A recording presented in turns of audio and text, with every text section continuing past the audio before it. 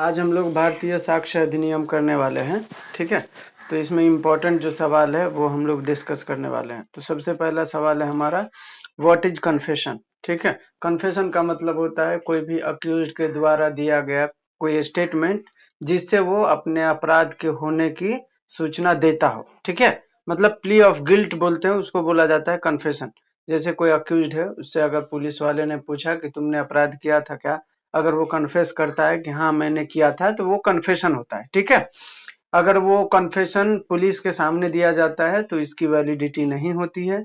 अगर कोई accused court के सामने, जज के सामने अगर कन्फेस करता है कि हाँ मैंने वो अपराध किए थे, तो वो कन्फेशन वैलिड होता है। ठीक है, तो कन्फेशन का मतलब होता है कोई भी स्टेटमेंट जो अक्यूज्ड के द्वारा दिया जाता है। दूसरा सवाल है, what is may presume. May presume का मतलब होता है कि कोई भी फैक्ट कोर्ट के सामने आता है तो कोर्ट का डिस्क्रिएशन है कि वो फैक्ट को माने या ना माने। ठीक है, अगर कोर्ट को लगता है कि ये फैक्ट एग्जिस्ट नहीं कर सकता या नहीं है, ठीक है, तो कोर्ट उसको नहीं मानेगा। अगर कोर्ट को लगेगा कि नहीं ये फैक्ट एग्जिस्ट कर सकता है तो कोर्ट मान भी सकता है। तो मे प्रिज्यूम का मतलब होता है कि कोई भी ऐसा फैक्ट जिसमें कोर्ट का डिस्क्रिएशन है, वो उनको लगेगा तो वो एक्सेप्ट करेंगे, नहीं तो नहीं करेंगे। ठीक है, इसके बाद अगला है आपका कैरेक्टर व्हेन रिलेवेंट। कैरेक्टर कब रिलेवेंट होता है, तो कोई भी अक्यूज्ड अगर वो सब पहले उसके अच्छे काम किए थे, उसने, उसका कैरेक्टर बहुत अच्छा था, उससे अचानक से कोई अपराध होता है, तो ऐसी परिस्थिति में उसके बैक हिस्ट्री में अगर उसने अच्छे काम किए हैं तो वो रिलेवेंट होता है। ठीक है, तो गुड कैरेक्टर ऑलवेज रिलेवेंट। तो आपका सवाल क्या है, कैरेक्टर व्हेन रिलेवेंट। तो कैरेक्टर तब रिलेवेंट होता है जब उस आदमी का कैरेक्टर गुड रहा हो। ठीक है, इसके बाद अगला है, what is public document. Public document का मतलब क्या, कि कोई भी पब्लिक ऑफिसर किसी डॉक्यूमेंट को ऑथेंटिकेट करके, ठीक है, अगर किसी को देता है तो वो पब्लिक डॉक्यूमेंट है। पब्लिक डॉक्यूमेंट हमेशा पब्लिक ऑफिस में रहता है, ये हमेशा याद रखना। और वो ऑफिशियल कैपेसिटी में कोई भी ऑफिसर जो होता है वो डॉक्यूमेंट किसी को प्रोवाइड कर सकता है। ठीक है, फिर आप बोलोगे कि प्राइवेट डॉक्यूमेंट क्या होता है, तो प्राइवेट डॉक्यूमेंट का मतलब कोई बंदा है जिसका वो इंडिविजुअल, वो खुद का प्राइवेट है वो डॉक्यूमेंट। ठीक है, तो वो प्राइवेट डॉक्यूमेंट होता है। जैसे मेरा आधार कार्ड है, या मेरा, मुझे किसी ने गिफ्ट किया था कोई प्रॉपर्टी, तो उसका पेपर है मेरे पास, तो वो गिफ्ट डीड मेरा प्राइवेट हो गया। बराबर, ऐसा मेरा पासपोर्ट है तो वो मेरा प्राइवेट हो गया। अगला है डिफाइन इंफॉर्मेशन। इंफॉर्मेशन का मतलब क्या होता है, कोई सूचना, या आपका ये क्या बोलते हैं इसको, आपने कोई भी स्टेटमेंट कोर्ट में दिया है, ठीक है, कि ऐसा ऐसा ये फैक्ट रहा है, तो आपने क्या किया है, कोर्ट को इन्फॉर्म किया है, उनको सूचित किया है, उनको बताया है।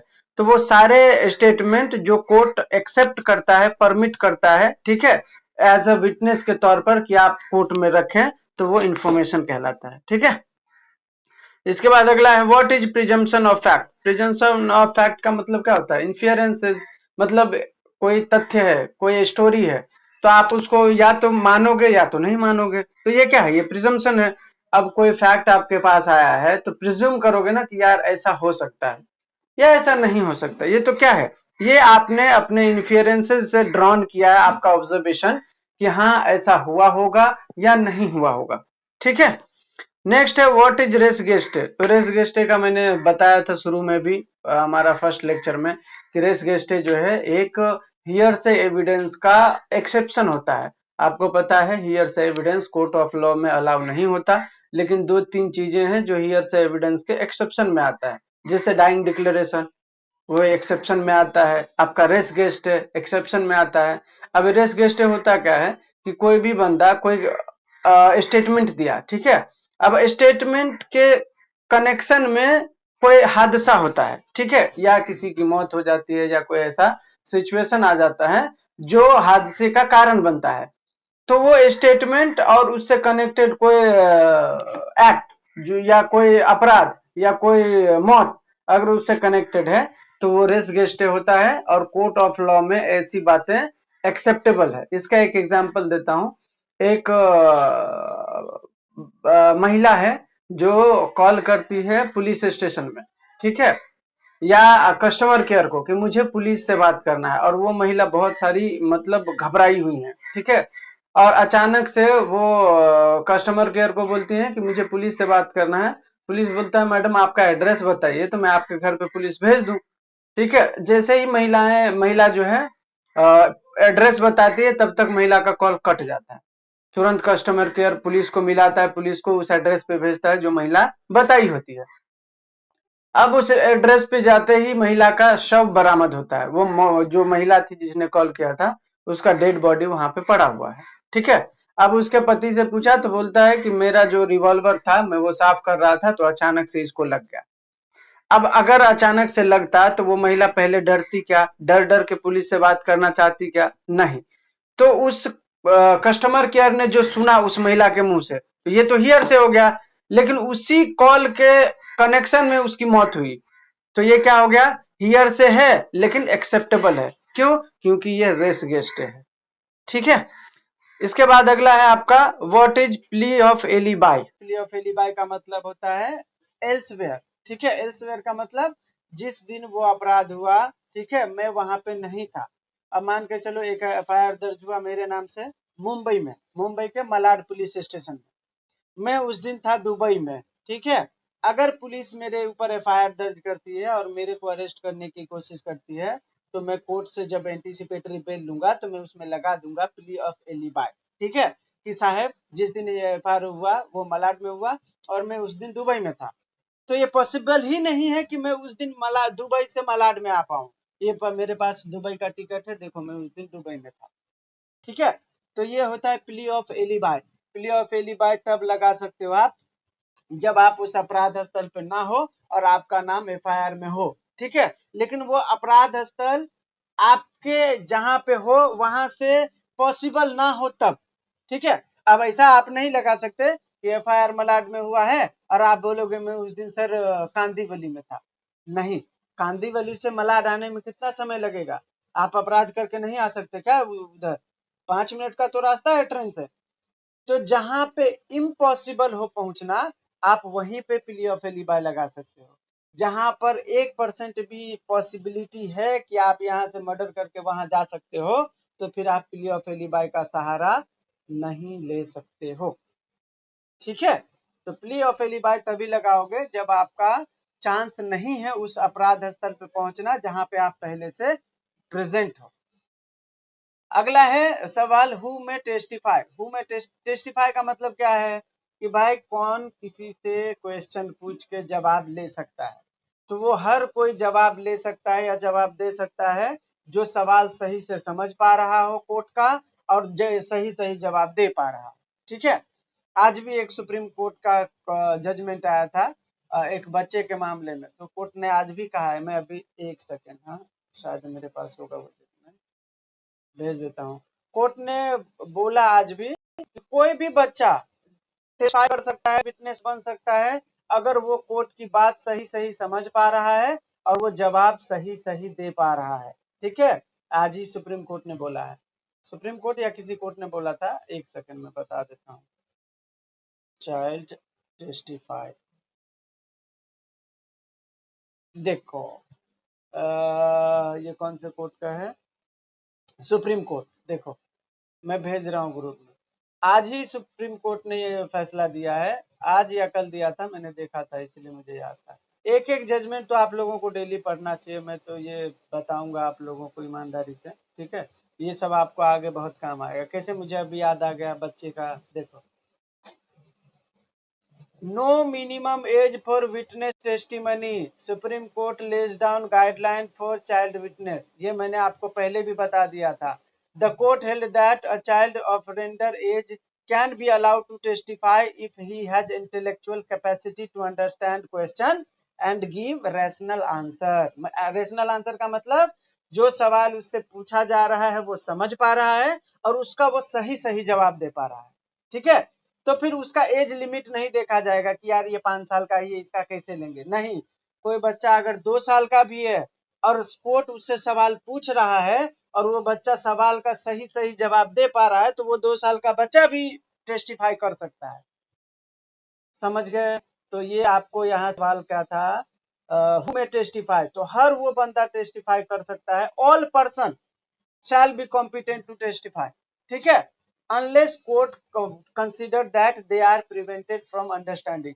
जब तक कोर्ट को ये ना लगे कि वो सामने वाला कोर्ट का सवाल सही नहीं समझ पा रहा है और जवाब गलत दे रहा है, ठीक है। बाकी हर बंदा सही अगर जवाब दे पा रहा है और सवाल समझ पा रहा है तो they can testify. Got it. Next सवाल है व्हाट इज मोटिव। मोटिव का मतलब क्या होता है यार? मतलब आपका इरादा क्या था, मतलब मुझे किसी को मारना है, ठीक है, तो मेरे अंदर मोटिव तो होगा ना यार, उसने मेरे भाई को मारा था इसीलिए मैं उसको मारूंगा, मोटिव है, बराबर। तो किसी काम को करने से, किसी अपराध को करने से पहले जो मानसिक स्थिति होता है इंसान का, ठीक है, या उद्देश्य जिसको बोलते हैं, या मकसद भी बोला जाता है, उसको मोटिव बोला जाता है।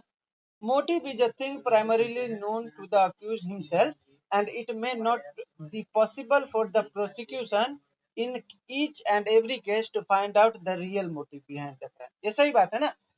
मैंने किसी को क्यों मारा, ये आपको कैसे पता होगा? नहीं पता होगा ना, जब तक मैं आपको नहीं बताऊं।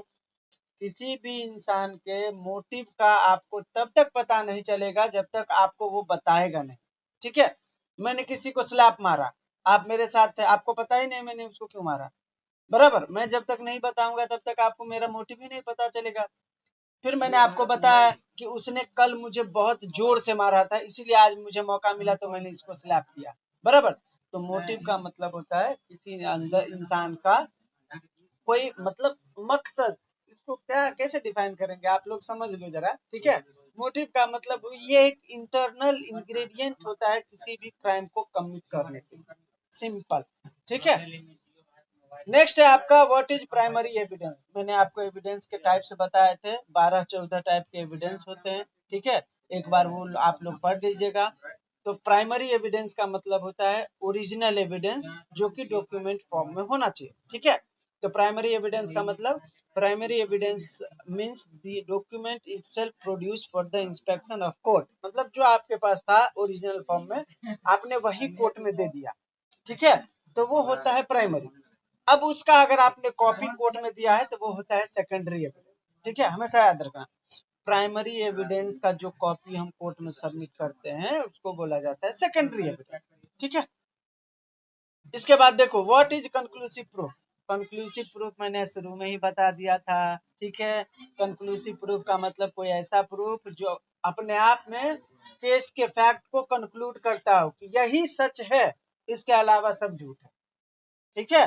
तो ऐसे केस में कंक्लूसिव प्रूफ के केस में सामने वाले को भी मौका नहीं दिया जाता कि आप इसको झुठलाओ, नो, ये जो है वही है, ठीक है, बाकी कुछ नहीं ऐसा। तो ये होता है कंक्लूसिव प्रूफ। अगला है डिफाइन एडमिशन। एडमिशन का मतलब क्या होता है? आपने कोई एक्नोलेजमेंट दिया है, ठीक है, एक्सेप्टेंस दिया है किसी चीज का। मान के चलो आपको शुरू में बताया होगा मैंने एडमिशन और कन्फेशन में अंतर, ठीक है। एडमिशन क्या होता है? एडमिशन का मतलब होता है कि कोई भी फैक्ट आपने एक्सेप्ट किया, वो कोई भी फैक्ट हो सकता है, ठीक है। आप सिविल केस में कोई फैक्ट दे रहे हो, वो एडमिट कर रहे हो। जैसे मान के चलो मैंने किसी के ऊपर सूट फाइल किया, अब मेरा कोई गवाह है वो बोलेगा कि हाँ ये प्रॉपर्टी सुजीत का ही था, तो उस बंदे ने क्या किया, उसके उस बंदे का स्टेटमेंट एडमिशन कहलाएगा। क्यों? क्योंकि उसने एडमिट किया है किसी फैक्ट को, बराबर। यहीं पे कन्फेशन क्या होता है? कन्फेशन होता है किसी अक्यूज्ड के द्वारा अपने गुनाहों का कबूलनामा, ठीक है। तो एडमिशन कोई भी कर सकता है, ठीक है, लेकिन कन्फेशन कौन करेगा? सिर्फ अक्यूज्ड। एडमिशन सिविल केस में ज्यादा होता है, कन्फेशन क्रिमिनल केस में ज्यादा होता है, ठीक है।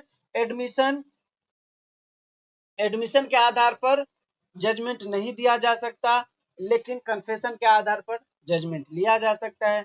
एडमिशन कंक्लूसिव प्रूफ नहीं होता है, जबकि कन्फेशन कंक्लूसिव प्रूफ होता है, ठीक है। तो ये सारी चीजें जो है एडमिशन और कन्फेशन में डिफ्रेंशिएट करती है, और आपको डिफरेंस ही पूछा जाएगा, ज्यादा उम्मीद है, ठीक है। नेक्स्ट है व्हाट इज लीडिंग क्वेश्चन। आपको बता दूं, जब आप कोई भी क्रिमिनल प्रोसीडिंग देखोगे तो 1-2 मिनट लेता हूं प्रोसीडिंग बताने में, ठीक है।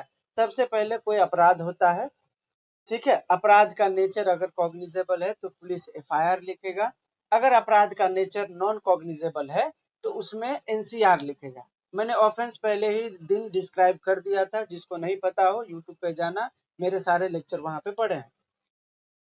कॉग्निजेबल ऑफेंस का सूचना मिला पुलिस को, तो पुलिस को एफआईआर दर्ज करने का पावर है। एफआईआर दर्ज करते ही पुलिस के पास पावर होता है कि वो इन्वेस्टिगेशन शुरू करे।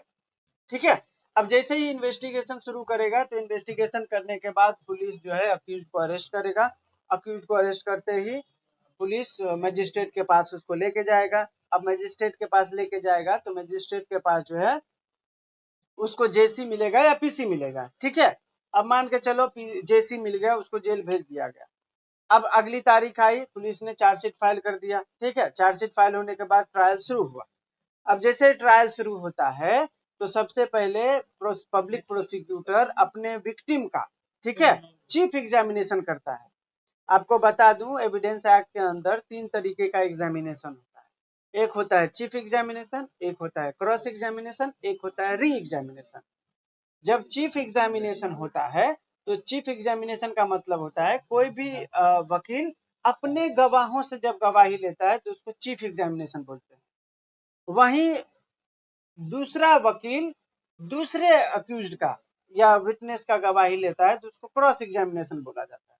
जैसे मान के चलो सरकारी वकील है तो वो विक्टिम का गवाही लिया, ठीक है, तो वो हो गया चीफ। अब अक्यूज्ड का जो वकील है उस विक्टिम का गवाही लेगा ना, या उसको सवाल जवाब करेगा, तो उसको बोला जाएगा क्रॉस एग्जामिनेशन। तो ऐसी परिस्थिति में चीफ एग्जामिनेशन के तहत लीडिंग क्वेश्चन पूछना मना किया गया है। अब लीडिंग क्वेश्चन क्या होता है? अब जैसे मान के चलो मैं अक्यूज का वकील हूँ, ठीक है, अब मैं अपने अक्यूज्ड से अगर गवाही ले रहा हूँ तो उसको बोला जाएगा चीफ एग्जामिनेशन, बराबर। अब मैं इसके अपने अक्यूज्ड के सामने लीडिंग क्वेश्चन नहीं पूछूंगा। लीडिंग क्वेश्चन का मतलब क्या? मैं उसको ऐसे सवाल नहीं पूछ सकता जिसमें मैं उसको जवाब भी बता रहा हूँ, वो होता है लीडिंग क्वेश्चन। मतलब आप अपने अक्यूज्ड को लीड कर रहे हो, अपने विटनेस को बता रहे हो कि तुमको यही जवाब देना है। एग्जाम्पल फॉर, मैंने अपने अक्यूज्ड को बोला कि आपने रेप नहीं किया था ना, मैं उसको जवाब दे रहा हूँ कि तुम बोलो नहीं किया था, नहीं किया था, ऐसा नहीं। मैं ये पूछूंगा अक्यूज से कि आपके ऊपर आरोप लगा है कि आपने रेप किया था, अब वो बताएगा रेप किया था या नहीं किया था। मैं ये नहीं पूछूंगा कि आपने रेप नहीं किया था ना, ऐसा नहीं पूछना है। ऐसा अगर मैं पूछ रहा हूं तो मैं लीडिंग क्वेश्चन पूछ रहा हूं, सामने वाला पार्टी या कोर्ट ऑब्जेक्शन ले लेगा मेरे ऊपर, no you can not ask this type of question which is lead to accused. ठीक है, तो लीडिंग क्वेश्चन कोर्ट के अंदर अलाउ नहीं किया जाता। लीडिंग क्वेश्चन का मतलब होता है ऐसा क्वेश्चन जो खुद में आंसर भी सजेस्ट कर रहा हो। ठीक है, यहां तक सभी को क्लियर है? ठीक है, अभी देखो दूसरा कौन सा सवाल नहीं पूछ सकते? दूसरा सवाल नहीं पूछ सकते स्कैंडलस क्वेश्चन। ठीक है, ये मैंने शुरू में भी बताया था, scandalous question chief cross examination में नहीं पूछा जाता। ठीक है, क्रॉस एग्जामिनेशन के समय स्कैंडलस क्वेश्चन नहीं पूछ सकते, चीफ एग्जामिनेशन के समय लीडिंग क्वेश्चन नहीं पूछ सकते। लीडिंग क्वेश्चन बता दिया जिसमें सवाल का जवाब आप लीड कर रहे हो। क्रॉस एग्जामिनेशन में क्या होता है? क्रॉस एग्जामिनेशन में होता है स्कैंडलेस क्वेश्चन। अब कैसे होता है स्कैंडलेस? स्कैंडलेस का मतलब होता है मैं अक्यूज का वकील हूँ, ठीक है, अब मैं भी विक्टिम का क्रॉस एग्जामिनेशन कर रहा हूँ कि आपके साथ रेप हुआ था, यस, कहाँ हुआ था? यहाँ पे हुआ। लड़के ने आपको कहाँ ले जाके रेप किया? ये क्या है? स्कैंडलेस में आएगा। आपको लड़के ने सबसे पहले क्या किया? आपका कपड़ा उतारा या कुछ ऐसा कुछ किया होगा ना, ये स्कैंडलस में आएगा। आप ऐसे कोई भी सवाल नहीं पूछ सकते जिससे उस विक्टिम के ऊपर या उस विक्टिम का जो मनोभाव है वो, मतलब क्या बोलते हैं उसको यार, उनको मतलब ठेस पहुंचे। ठीक है, उनके चरित्र पर सवालिया निशान खड़ा करे। तो ऐसे कोई भी सवाल जिससे वो विक्टिम अनकंफर्टेबल हो जाए या उसके चरित्र पर सवाल खड़े करे, ऐसे क्वेश्चन स्कैंडलस क्वेश्चन होते हैं और वो नहीं पूछा जा सकता है। ठीक है, तो ये होता है स्कैंडलस क्वेश्चन। ठीक है, आगे बढ़ते हैं। अगला है which fact need not to prove. ठीक है, कोई भी ऐसा फैक्ट जिसको कोर्ट ने एक्सेप्ट कर लिया या एडमिट कर लिया, फिर आपको उसको प्रूव करने की जरूरत नहीं है। ठीक है, या कोई भी ऐसा फैक्ट जिसको पार्टी ने एग्री कर लिया कि हाँ ये सच है, फिर उसको प्रूव करने की जरूरत नहीं। ठीक है, तो ये दो चीज याद रखना।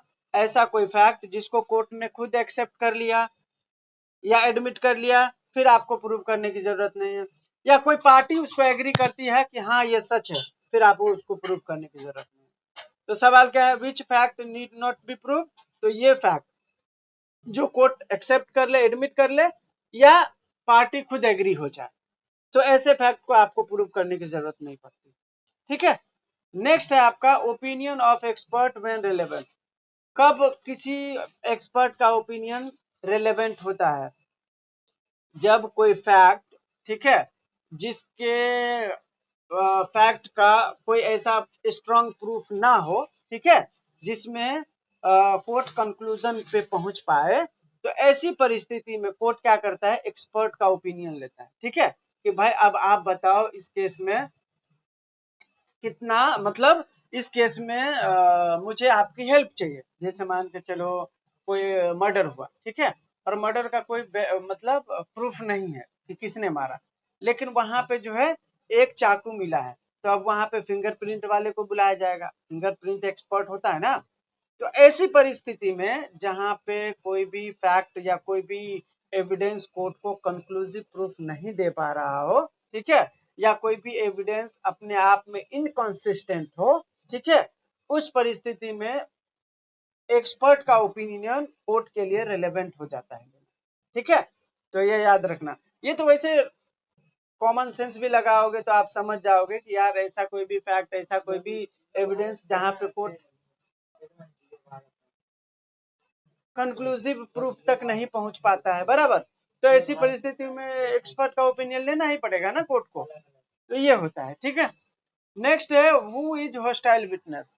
होस्टाइल विटनेस का मतलब होता है कोई भी ऐसा विटनेस जो किसी पर्टिकुलर पार्टी को सपोर्ट करने के लिए आया हो कोर्ट में, उसके फेवर में गवाही देने आया हो, लेकिन कोर्ट में आते ही वो उसके अपोजिशन में गवाही देने लगता है। ठीक है, तो उसको माना जाता है कि वो होस्टाइल हो गया। जैसे मैंने किसी विटनेस को बुलाया कि बोलना तू कोर्ट में कि यार सुजीत ने वो अपराध नहीं किया है। मैं भी वहां पे था, मैंने देखा कि सुजीत तो चुपचाप खड़ा था, वो तो कुछ किया ही नहीं है। ठीक है, मैंने ये बात बोलने के लिए विटनेस को बुलाया। अब कोर्ट में वो आके क्या बोल रहा है पता है, सर सुजीत ही नहीं किया है, मैं देखा, मैं वहीं पे था, सुजीत ने ही उसको मारा है, बहुत मारा वो। अब वो विटनेस क्या हुआ, होस्टाइल हो गया। मैं बुलाया था अपने फेवर में देने के लिए और वो मेरे अगेंस्ट में विटनेस देने लगा। ठीक है, तो उसको बोला जाता है होस्टाइल विटनेस। अगला है dumb witness. Explain dumb witness. ठीक है, तो डम्ब विटनेस का मैंने बताया था जो बोल के गवाही नहीं दे सकता, मतलब जो गूंगा है एक तरीके से। ठीक है, तो ऐसा कोई बंदा जो जिसने अपराध को होते तो देखा है लेकिन वो बोल नहीं सकता। ठीक है, तो ऐसे विटनेस को डम्ब विटनेस कहा जाता है, और कोर्ट ऐसे विटनेस को लिख के बोलने की इजाजत दे सकता है। ठीक है, कि भाई आप बोल नहीं सकते तो आप लिख सकते हो। अगर आप लिख नहीं सकते तो आप गूंगे लोगों में एक एक्सपर्टाइल होता है कि वो साइन फॉर्म में बता सकते हैं। वो आप लोगों ने देखा होगा, उन लोग मुंह चटपटाते हैं और जो भी उनसे उनके फ्रैटर्निटी से बिलोंग करते हैं वो तुरंत पकड़ लेते हैं कि वो बोलना क्या चाहता है, बराबर। तो उस समय पे वो जो भी अगर वो लिख नहीं पाता है तो साइन वर्ड से जो भी मतलब डम्ब लोगों का जो भी साइन एक्सपर्ट होगा उनको बुलाया जाएगा कि ये क्या बोलना चाहता है आप बताओ। ठीक है, तो उनका जो एक्सपर्ट होता है वो बताएंगे कि ये क्या बोलना चाह रहा है, तो वो राइटिंग में या साइन फॉर्म में अपनी गवाही कोर्ट में दे सकता है। ठीक है, तो बेसिकली डम्ब विटनेस का मतलब जो अनेबल टू स्पीक है, जो बोल नहीं सकता। ठीक है, तो वो लिख के गवाही देगा या साइन फॉर्म में देगा, लेकिन उसकी गवाही को क्या कोर्ट क्या मानेगा, उस गवाही को ओरल एविडेंस ही मानेगा। क्यों? क्योंकि उसको बोल के देना था, वो बोल नहीं पा रहा है तो रिटर्न में दिया है, तो इसका मतलब नहीं है कि वो रिटर्न एविडेंस होगा, नो, वो ओरल एविडेंस ही कंसीडर किया जाएगा। यहां तक सभी को क्लियर है? हेलो, ओके, चलते हैं आगे। अगला है आपका what are private document. Private document का मतलब भाई किसी इंडिविजुअल के पास उसके कस्टडी में जो भी डॉक्यूमेंट है, मेरे पास मेरा आधार कार्ड है या मेरे पास मेरे डिग्री है 10वीं के 12वीं के 15वीं के, वो क्या है, वो मेरा प्राइवेट डॉक्यूमेंट है।